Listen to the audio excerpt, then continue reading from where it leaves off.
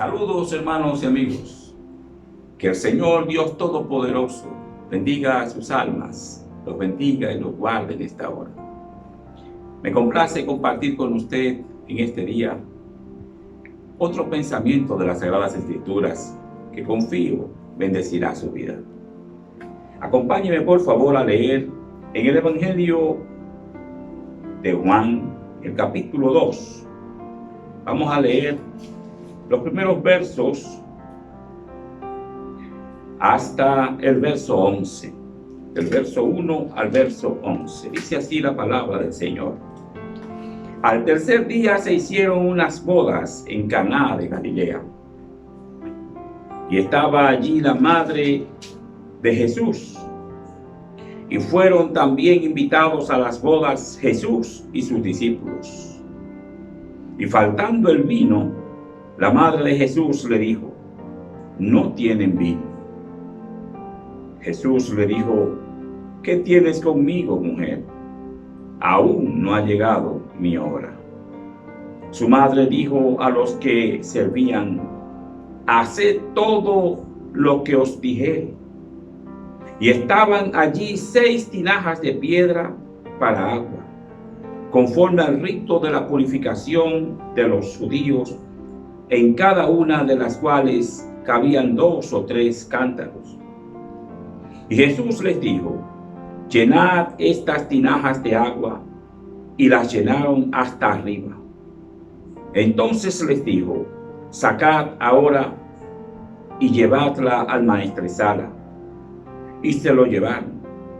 Cuando el maestresala probó el agua hecha vino, sin saber él de dónde era, aunque lo sabían los sirvientes que habían sacado el agua, llamó al esposo y le dijo: todo hombre sirve primero el buen vino, y cuando ya han bebido mucho, entonces el inferior. Mas tú has reservado el buen vino hasta ahora. En este principio de señales hizo Jesús en Caná de Galilea, y manifestó su gloria, y sus discípulos creyeron en él. Alabado sea el Señor y su gloriosa palabra. En este día yo quiero compartir con usted bajo el tema: un milagro por nuestra alegría. Ese es el tema del que queremos hablar en esta ocasión. Un milagro por nuestra alegría. Hay muchas religiones en el mundo que son religiones tristes, religiones en las que no se incluye el gozo y la alegría. Parecen religiones en las que se ha sacado la felicidad. Hay grupos religiosos que ni siquiera permiten el aplauso entre sus seguidores. En su culto no se puede aplaudir, y en sus cultos tampoco se puede dar un gloria a Dios y una alabanza de una manera fuerte, llena de energía, en la que uno le expresa al Señor su satisfacción por Él, por las cosas que Él ha hecho con nosotros. Hay muchos que son religiosos tristes, parecen personas amargadas. Algunos incluso tienen prohibido celebrar sus propios cumpleaños.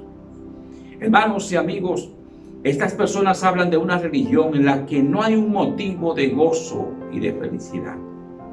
Pero el cristianismo auténtico, el cristianismo que Cristo enseñó y los discípulos, es un cristianismo que está lleno de la satisfacción de la obra de Dios entre nosotros. Es un cristianismo en el que celebramos a Cristo Jesús. Aún la nación de Israel. La nación de Israel está llena de fiestas todo el año. Dios instituyó fiestas solemnes y fiestas para que el pueblo muestre su alegría. La Biblia habla de que el Señor cambia nuestro lamento en baile. El Señor es experto en traer alegría y gozo al corazón que está triste. Porque cuando un corazón está en amargura, un corazón está atrapado en cualquier situación de pecado, cuando viene el perdón de Dios, esto produce un gozo, produce una liberación extraordinaria. Por tanto, el Evangelio de Cristo es un Evangelio que trae gozo y trae paz. De hecho, uno de los frutos del Espíritu es el gozo. La Biblia habla que el gozo debe ser uno de los frutos que muestra el hombre y la mujer que tiene a Cristo en el centro de su vida, produciendo en su vida con el Espíritu Santo los frutos del reino de los cielos. Por tanto, el Evangelio es una religión gozosa. El Evangelio es una religión en la que por el trato con el Señor las personas se sienten avivadas. Y mire qué cosa, hasta la ciencia, la sociología, ha demostrado en estudios que los cultos avivados, los cultos en donde las personas pueden cantar y pueden aplaudir y las personas pueden expresar su alegría de manera libre, son cultos más beneficiosos para la vida de las personas hoy, en este tiempo de tanto estrés. Por tanto, cuán valioso es la alegría. La alegría tiene un valor enorme. Y eso lo sabe más el Señor que nosotros, porque Él nos hizo para que seamos dichosos. Él nos hizo para compartir su gloria con nosotros. Incluso observe esto interesante. Dios, antes de crear al hombre, preparó todo el espacio, todo el ambiente. Dios creó cada cosa primero, para que cuando el hombre llegara, tuviese todo lo necesario para su bienestar. Todo Dios lo hizo para que el hombre sea dichoso sobre la tierra. En la lectura que hemos tenido, hay una situación muy interesante. Y quiero que usted recuerde siempre que nada hizo el Señor por casualidad o por simple hacerlo, sino que en todo lo que el Señor hizo hubo un propósito. La presencia del Señor en esas bodas tenía un propósito. Esas bodas no ocurren porque sí. Allí esto es parte del plan que Dios tiene. Por tanto, lo que ha ocurrido allí tiene una enseñanza para nosotros, para todos los que amamos al Señor.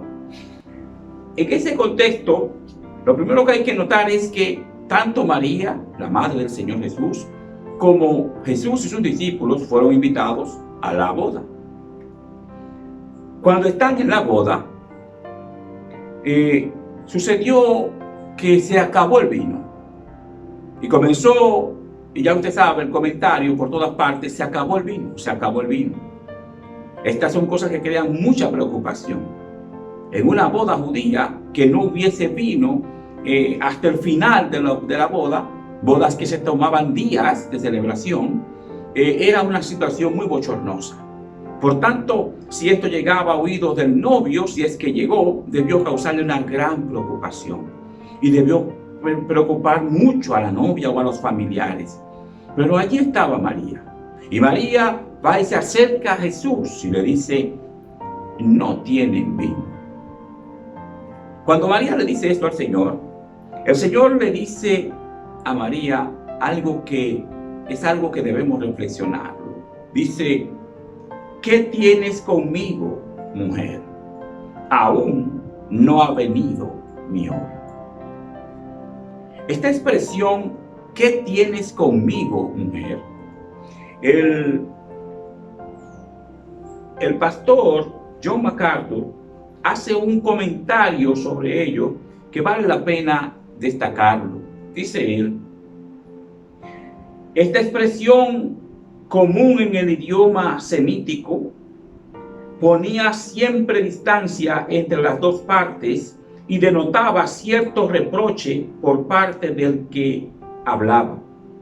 El tono de Jesús no fue áspero, pero sí severo. La frase cuestiona lo que hay en común entre las dos partes. Oiga, lo que hay en común entre las dos partes. ¿Qué está diciendo Jesús con esto? Lo primero que el Señor está advirtiendo con esta expresión es lo que vendría luego. Como parte de la cristiandad, tomaría el hecho de que María es la madre de Jesús, Jesús hecho hombre, y lo convertiría esto en un estorbo para la verdadera adoración, porque convertiría este hecho en un argumento para decir que María es la madre de Dios. Un argumento totalmente fuera de lugar, porque un ser humano no puede ser madre de Dios, que es espíritu. Esto es algo totalmente ilógico, es incoherente absolutamente. María tiene el privilegio de ser una de las vírgenes de Israel a la cual Dios escoge para una tarea tan extraordinaria, la de traer al mundo a su Hijo unigénito. Para Dios el Padre, Jesucristo es el Hijo unigénito. Y dice Mateo en su capítulo 1, cuando habla del nacimiento de Jesús, que para María Jesús era el Hijo primogénito. Observe esto. Estos detalles que da la Escritura. Mateo capítulo 1, vamos a leerlo para que usted tenga la evidencia de la misma palabra de Dios. No solamente confíe en lo que yo estoy diciendo. Dice la Biblia en Mateo capítulo 1 que el versículo 25 dice: pero no la conoció hasta que dio a luz a su hijo primogénito y le puso por nombre Jesús. Amigos, hermanos que me escuchan, la Biblia dice que Jesús era el primogénito de María. Pero de Dios el Padre, la Biblia dice que Él es el unigénito. Entonces, hay una diferencia en estas dos expresiones. Unigénito, único. Primogénito, primero. Para que haya un primero, tiene que haber un segundo. Si no hay un segundo, simplemente se queda como unigénito. Pero de María, Jesús es el primogénito. Por tanto, decir que María fue siempre virgen es una aseveración totalmente contraria a la palabra de Dios. Pero peor aún, decir que María es la madre de Dios, y para sustentar esa mentira, esa aberración doctrinal, decir que María era también inmaculada, dice ella, esa expresión inmaculada significa que María sería concebida tal como Cristo fue concebido, por obra y gracia del Espíritu Santo. Pero observe esto: Jesús es el único ser humano que no desciende de Adán. Si se acepta que María es inmaculada, habría que decir que tampoco María desciende de Adán. Entonces, María tiene un enorme privilegio. El mismo ángel en Lucas, cuando se expresa a ella, le dice: te dirán todos ahora bienaventurada. Ella es la mujer de la alta gracia. Sí, es cierto. Ella tuvo el privilegio, la alta consideración de Dios para ser tomada como instrumento, como vasija, para que en ella se depositara esta gracia extraordinaria de traer al mundo al Hijo de Dios. Ahora, María es la madre de esta naturaleza humana de Jesús. Una naturaleza humana perfecta, inmaculada. No había iniquidad en él, dice la Biblia. Y la iniquidad es el pecado que transmiten los padres a los hijos. Es esa semilla del mal que transmiten los padres a los hijos. Jesús no tenía la herencia humana ni de Adán, porque no descendía de él, ni de María, porque María también es una pecadora.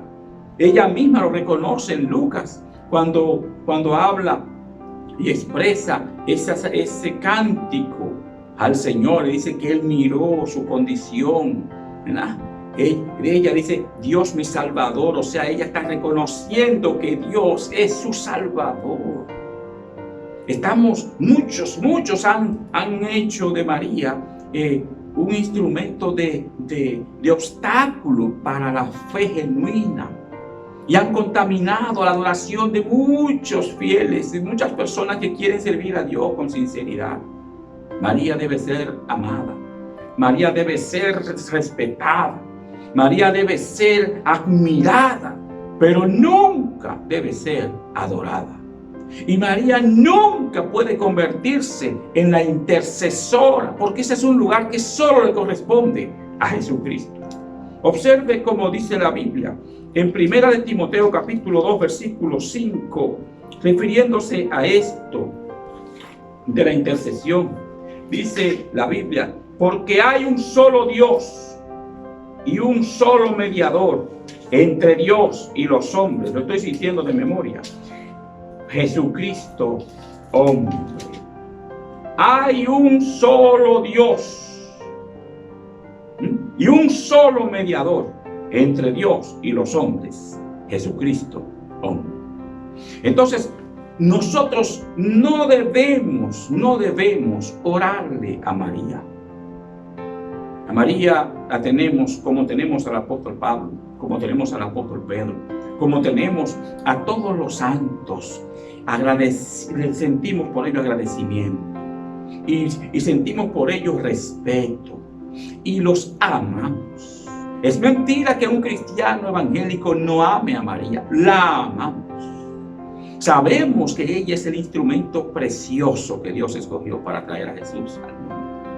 Pero también sabemos que no debemos inclinarnos ante ella y que no debemos invocar su nombre para pedirle cosa alguna, porque el único al que debemos invocar es a Dios el Padre. Por tanto, Jesús, como bien dice MacArthur aquí en su comentario, está marcando una distancia para librarnos de este error que sabía que vendría, que iba a convertir esta condición de ella en un obstáculo para una fe genuina y para una adoración correcta. El Señor marca una distancia con ella, y aunque le habla de una manera no brusca, ¿verdad? Dice MacArthur, el Señor no le habla áspero, pero sí es firme con lo que le dice. Mujer, ¿qué tienes conmigo? Esta expresión, mujer, ¿qué tienes conmigo?, que marca cierta distancia. Y es bueno decir esto: Jesús nunca llamó a María madre. Nunca la llamó madre. Búsquelo en la Biblia, búsquelo en la Escritura. Nunca la llamó madre. Aunque ella es su madre en el ámbito natural, en el ámbito humano. Porque Jesús tenía doble naturaleza, naturaleza humana y naturaleza divina. Dice el apóstol Pablo que Cristo no escatimó el ser igual a Dios como cosa que aferrarse, sino que se despojó y adoptó forma de siervo para poder venir a este mundo precisamente a hacernos el milagro de la alegría, el milagro de nuestro gozo, de nuestra dicha. Él es el milagro. Él vino y se encarnó para podernos devolver la alegría eterna, porque por el pecado habíamos perdido esta condición. Por tanto, el Señor todo lo hace para que tengamos verdadera paz.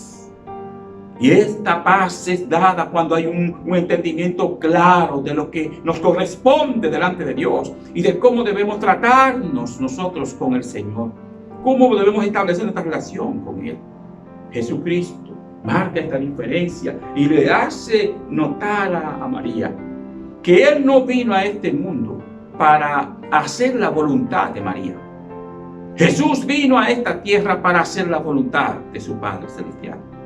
Esa es la voluntad que Él ha asumido.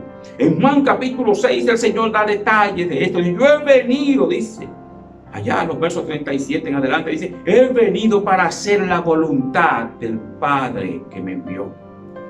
Por tanto, el Señor hace esta aclaración, aunque luego el Señor hace el milagro. Pero deja muy claro esto. Por tanto, seamos sabios, seamos entendidos. Y pidamos al Espíritu Santo que nos dé la inteligencia espiritual necesaria, la sabiduría espiritual necesaria para comprender las revelaciones del Señor. El Señor, luego de esta situación, hay algo que María dice y que se ha tomado como un argumento para decir que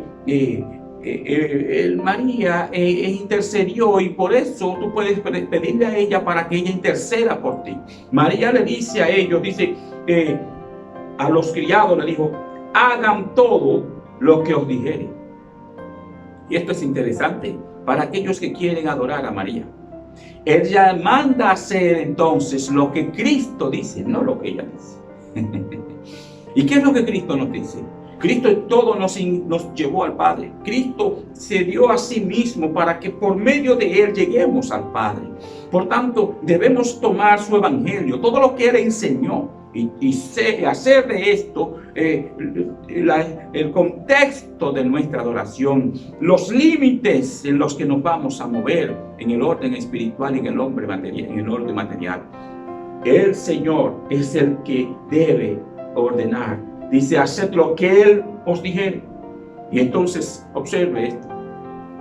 El milagro ocurre en medio de la obediencia. Cuando la persona obedece al Señor, entonces ocurre el milagro. El Señor les dice a ellos: llenen las tinajas. Dice, habían allí 6 tinajas de piedra para agua, conforme al rito de la purificación. Y dice que entonces ellos llenaron las tinajas de agua al mandato del Señor. Y observen esto. El Señor simplemente les dijo a ellos: ahora tomen un poco y llévenla al maestresala. Cuando llevan esto al maestresala, él no sabe de dónde viene esto. Y cuando toma el líquido, se da cuenta que es vino, pero vino del mejor.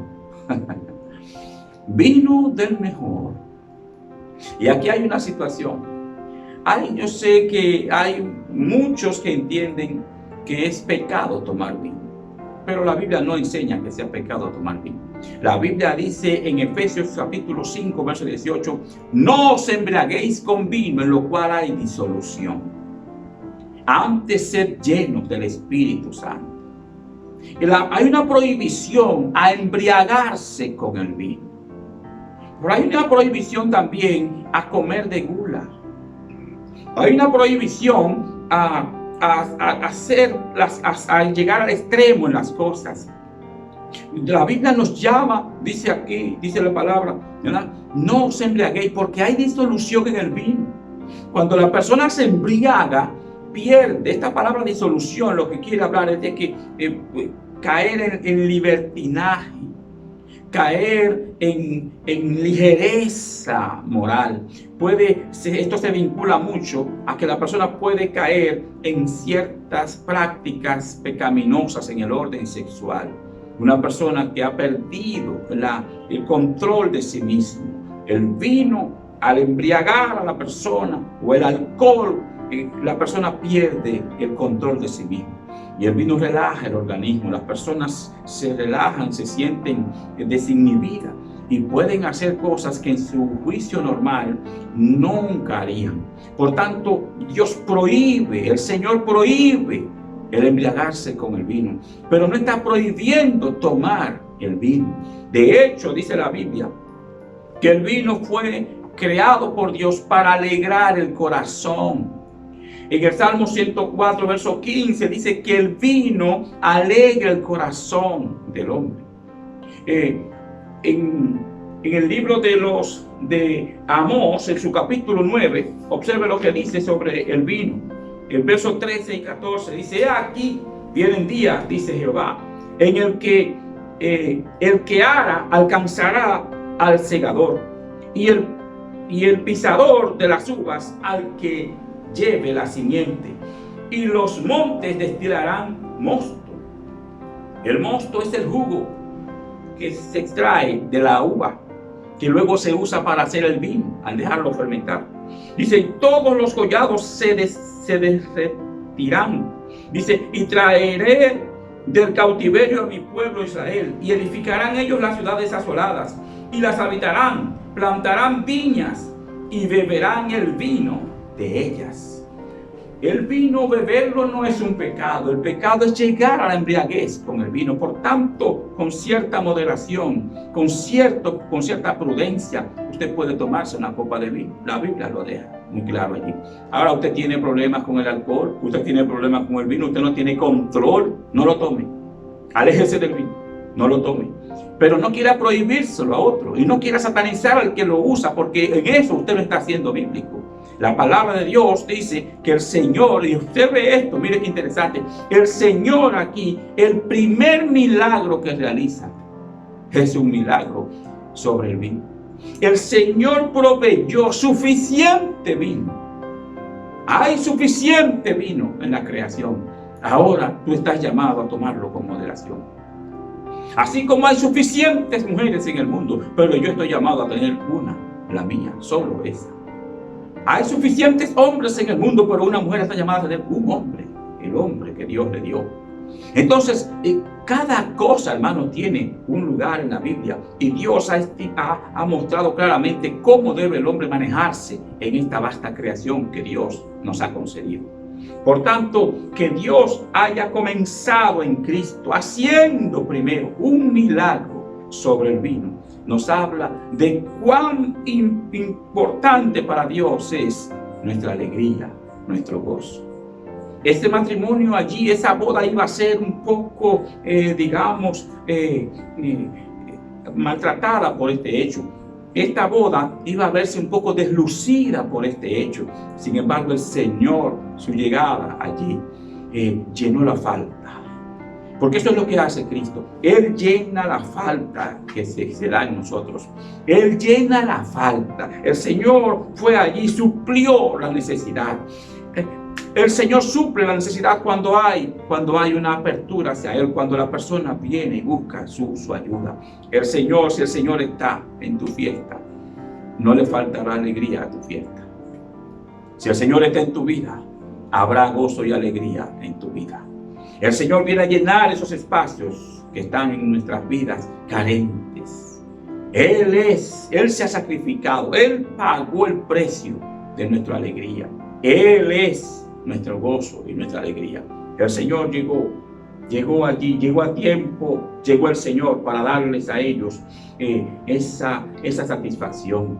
Y qué hermoso, qué tranquilidad la que siente ahora el novio cuando oye esta expresión. Yo me imagino que él se quedó absorto. Dice, el buen vino, aún queda el buen vino. Y le dirán los criados, no solo queda, hay 6 tinajas llenas del buen vino. ¿Y cómo fue esto? Jesús, el Hijo de María, nos mandó a llenarlas de agua y luego nos mandó a traerle un poco al maestresala, y resultó que es vino y del mejor, porque lo que Dios da es lo mejor. Él nos da lo mejor. Bendito sea Dios para siempre. Así es que, hermanos y amigos, el Señor nos da lo mejor. Y Él vino para que tengamos vida, como bien dice Juan 10, dice, Él vino para que tengamos vida y vida en abundancia. La vida que da el Señor produce gozo y alegría. De hecho, observe algo importante. Algunos hablan de que el domingo, como día de adoración, fue impuesto por el Imperio Romano, que fue impuesto por este emperador Constantino. Pero sin embargo, lo que vemos en la Biblia, en el libro de los Hechos, es que dado que Jesucristo resucita en domingo, dice el primer día de la semana, que corresponde al domingo, ese día se convirtió en el día de la máxima celebración de la iglesia. La iglesia, no de los judíos. Los judíos no celebran a Cristo porque los judíos aún creen que Cristo no ha venido. Ellos aún no creen que el Mesías vino. Por tanto, la iglesia que tiene claro que Jesucristo, su Salvador, ya vino y que murió y resucitó al tercer día, y ese día era domingo. Entonces la iglesia primitiva comenzó a celebrar sus cultos en domingo. Los apóstoles iban los sábados a la sinagoga y el domingo estaban reunidos con la iglesia. ¿Por qué? Porque ese era el día, como bien dijo uno de los padres de la iglesia, los padres apostólicos. Ese fue el día en el que resucitó nuestra vida. Ese fue el día que Dios nos dio la alegría de vernos perdonados, liberados, de vernos comprados y convertidos ahora en la santa iglesia del Señor. Por tanto, hermanos y amigos, todos los días son de adoración, pero el domingo es el día más grande, más extraordinario, porque es el día que resucitó nuestra vida. Es el día que nuestro Señor resucitó. Dice el apóstol Pablo que si Él nos resucita, vana es la fe, vana es cualquier cosa que hagamos en esta vida, vana es la predicación, porque ¿qué esperanza tendríamos? Pero Cristo resucitó. Y el día que resucitó, amigos, 300 años y tanto antes de Constantino, ya la iglesia celebraba el domingo el culto más extraordinario.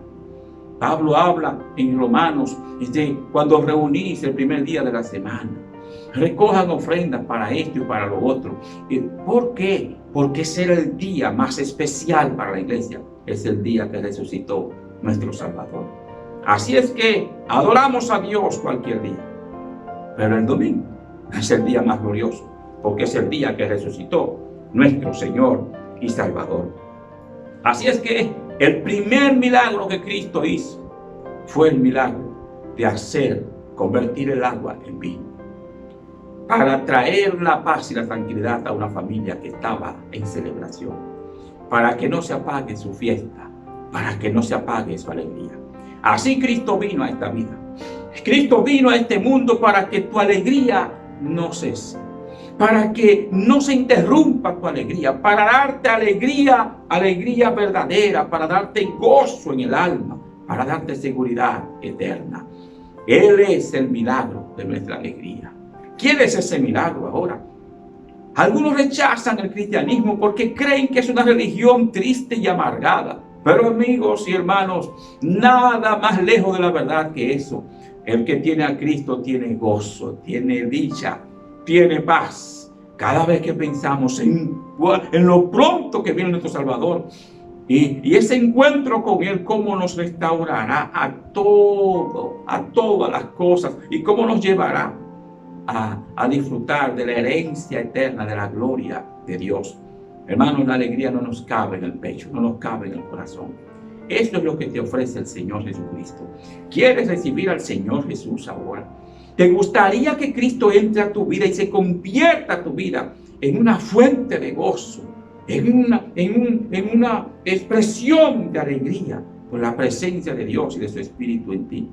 Pues entonces acompáñame a esta sencilla oración, pero poderosa por la fe que le pongas. Vamos a orar. Amante Dios y Padre nuestro, te damos gracias. Gracias por Jesús.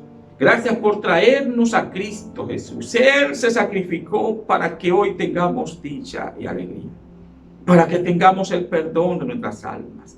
Gracias, gracias, Señor. Te rogamos, oh Dios, por estos que hoy deciden abrir sus corazones para que Cristo entre.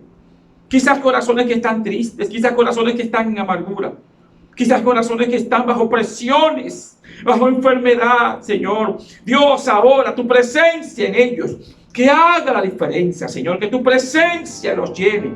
Te rogamos, Señor, que ellos sean bendecidos. Que ellos sean bendecidos y alcanzados. Dios, que tu perdón los alcance. Que abran sus corazones para que Cristo entre. Que Cristo entre y haga el milagro de la alegría en sus corazones. Padre, gracias por ellos. Gracias por los que oran. Bendice sus hogares, Señor. Bendice sus negocios. Abre puertas de bendición para ellos, Señor. Y permite que sus vidas, Señor, sean ahora, Dios, dirigidas por tu Santo y Divino Espíritu. Gracias, Señor, en el nombre de Jesucristo, nuestro Salvador. Amén. Gracias, queridos hermanos y amigos, por seguir con nosotros. Que el Señor esté con ustedes. Hasta la próxima.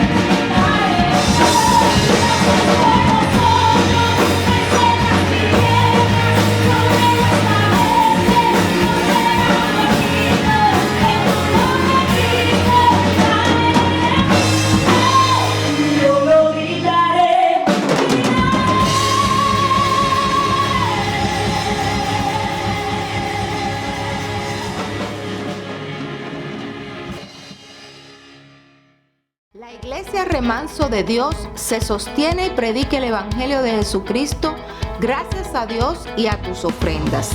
Realizamos eventos, conferencias, talleres, actividades y diferentes programas para dar a conocer el mensaje de salvación y el poder de Jesús, transformando y edificando vidas de mujeres, hombres, jóvenes y niños en diferentes comunidades. ¿A dónde van tus ofrendas y donaciones? Aunque no puedas llevar la palabra personalmente a todas partes, de esta forma lo estás haciendo, colaborando con la obra de Cristo en diferentes partes de la República Dominicana. Con tus ofrendas y donaciones estás sembrando y siendo parte de lo que Dios está haciendo hoy. De esta manera ayudas a llevar esperanza donde no la hay y gozo donde hay tristeza, brindándole a las personas una oportunidad de conocer a Jesús, aquel que provee para ti y para mí. Puedes hacer tus ofrendas o donaciones desde donde estés,